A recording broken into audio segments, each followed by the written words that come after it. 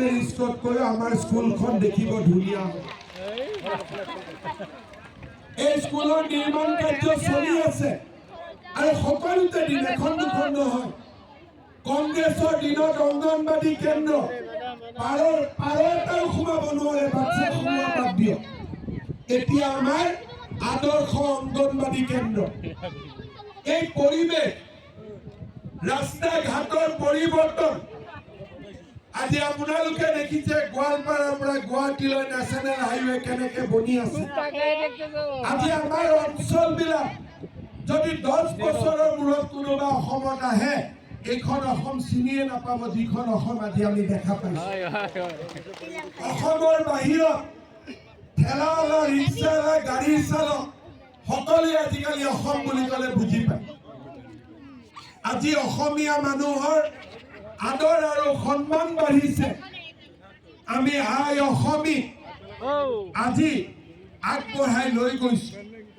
শ্ৰদ্ধা ৰাইজ আজি মই মুখ্যমন্ত্ৰী প্ৰথমবাৰ হলো আগত মই মুখ্যমন্ত্ৰী হোৱা নাই অৰুণোদয় বিনামূলীয়া চাকৰি ৰাস্তা ঘাট পলাশবাৰী আৰু শুৱালকুছিৰ মাজতো ব্ৰহ্মপুত্ৰ দলং হ'ব কোনোবাই চিন্তা কৰিছিল ওচৰতে IIM আহিব কোনেও চিন্তাও কৰা নাছিল শ্ৰদ্ধা ৰাইজ প্ৰথম 5 বছৰ নাটকৰ আগত নৃত্য নাটিকা ওলাই নহয় এইবাৰ নৃত্য নাটিকাহে অহাবাৰ আৰু ডাঙৰ নাটক হ'ব তাৰ মানে এইবাৰ যদি 1.5 লাখ চাকৰি অহাবাৰ 3 লাখ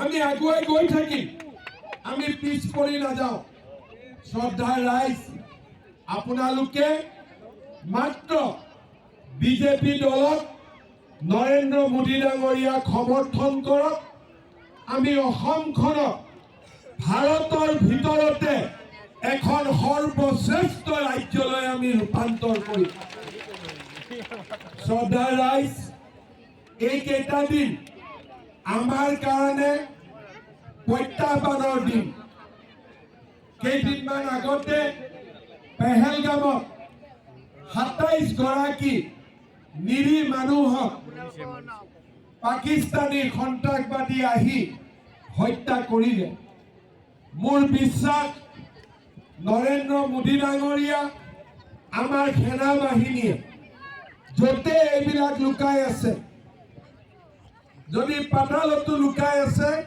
উলিয়াই আনিব আৰু শাস্তিও দিব আমি সকলোৱে প্ৰাৰ্থনা কৰিম যাতে মোদী ডাঙৰীয়াক ভগৱানে দীৰ্ঘ আয়ুস দিয়ে সেনা বাহিনীৰ জোৱানসকলক বিজয়ৰ তিলক পিন্ধি ভাৰতলৈ উভতি আহিবলৈ সাহস আৰু শক্তি দিয়ে শ্ৰদ্ধা ৰাইজ পাকিস্তানীবোৰ বাহিৰত থাকে কিন্তু আমাৰ দেশৰ ভিতৰতো কিছুমান পাকিস্তানী আছে সোশ্যাল মিডিয়াত ফেসবুকত পাকিস্তান জিন্দাবাদ দিয়ে থাকে আমি এইবিলাকৰ বিৰুদ্ধেও কঠোৰ হ'ব লাগিব সেইকাৰণে মই যিসকল ঘৰৰ ভিতৰত পাকিস্তানী আছে মই তেওঁলোকক কৈছো সাৱধান থাক সবৰে ঠেং ভাঙি আছো সবৰে ঠেং ভাঙি ইয়াক আমি পাকিস্তানী কৰিবৰ কাৰণে অসম এৰি নিদিওঁ কংগ্ৰেছৰ এমপিটো 15 দিন গৈ পাকিস্তানতে থাকি আহে আৰু ফেসবুকত পাকিস্তান জিন্দাবাদ মই তেওঁলোকক কৈছো কোনো আৰামত থাকিব নোৱাৰে সবৰে ঠেং ভাঙা যাব অসমত পাকিস্তানী জিন্দাবাদ ইয়াত নহব আগতে বেলেগ অসম আছিল এতিয়া ধুবুৰী সালমাৰাটো অসমীয়া মানুহ সাহসেৰে থাকিব পাৰে আগৰ দিন নাই কাৰোবাৰ মতে এতিয়া দেশ নচলে এতিয়া দেশ চলিব আমাৰ অসমীয়া আৰু ভাৰতীয় মানুহৰ মতে বেলেগৰ মতে দেশ নচলে শ্ৰদ্ধা ৰাইজ আপোনালোকে আশীৰ্বাদ কৰিব যাতে আমি সদায় এই ধৰণে আমাৰ অসমখনক আগুৱাই লৈ যাব পাৰো লুঙি লুটিৰ চৰকাৰ যাতে অসমত আৰু কেতিয়াও উভতি নাহে সদায় যাতে অৰুণোদয় চৰকাৰ চলি থাকে 10,000 তো লাগিবনে নাই মা সকলোকে ইমান ধুনীয়াকৈ মনে মনে বহি আছে, মই ভাবিলো নালাগে নেকি। হা পাহৰি গ'ল নেকি 10,000টো? কোনে কোনে পাহৰা নাই হাত দাঙকচোন। বাপৰে, চবৰে নাম আছে? লাগিব 10,000? ঠিক আছে, জুন মাহত আহি মই আপোনালোকক 10,000টো দি থৈ যাম, হ'ব? আৰু এটা কথা, 10,000টো 10ত ৰখি নাযায়, ই 25 হ'ব। খালি 10,000টো ভাল কামত খৰচ কৰিব, আৰু যাৰ 3টা বাচ্চা আছে অহাবাৰলৈকে যাতে 4টা নহয়, হ'ব? 4টা নহ'লে 25,000 পাব। যোৱা পৰহি দিনাখন মই নগাঁৱত গৈছিলোঁ, এজন আমাৰে ল'ৰা মোক ক'লে কি কৰিম, আল্লাই নিদিয়ে। মই বোলো বাচ্চা জন্ম দিবি তই আৰু দুখ দিবি আল্লাহ। বোলে মোৰ 2টা ছোৱালী হ'ল। মই বোলো ঠিক আছে, 3 নম্বৰটো চেষ্টা কৰিবি, ল'ৰা হ'ব। বোলে দাদা যদি ল'ৰা নহয় তেতিয়াহ'লে আল্লাহ আৰু তোক জীৱনত ল'ৰা নিদিয়ে। ঠিক কৈছো নে নাই?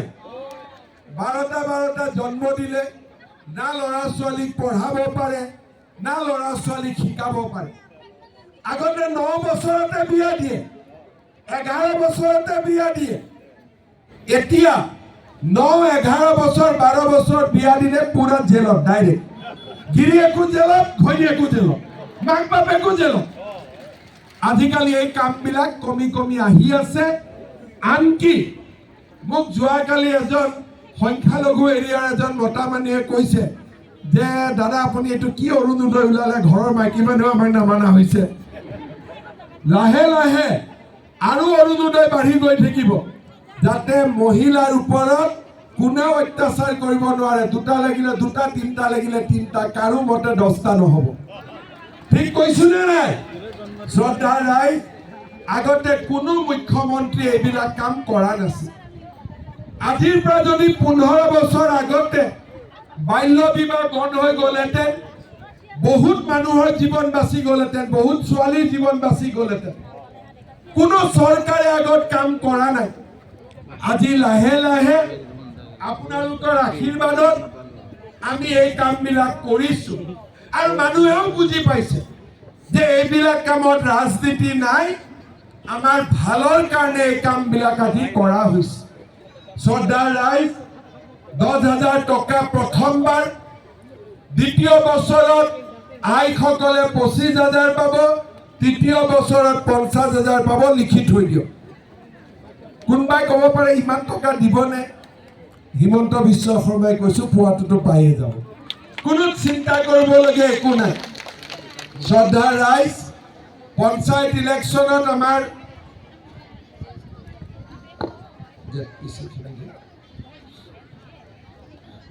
পলাশবাৰী সমষ্টিত আমাৰ পলাশবাৰী, বকো আৰু চমৰীয়াত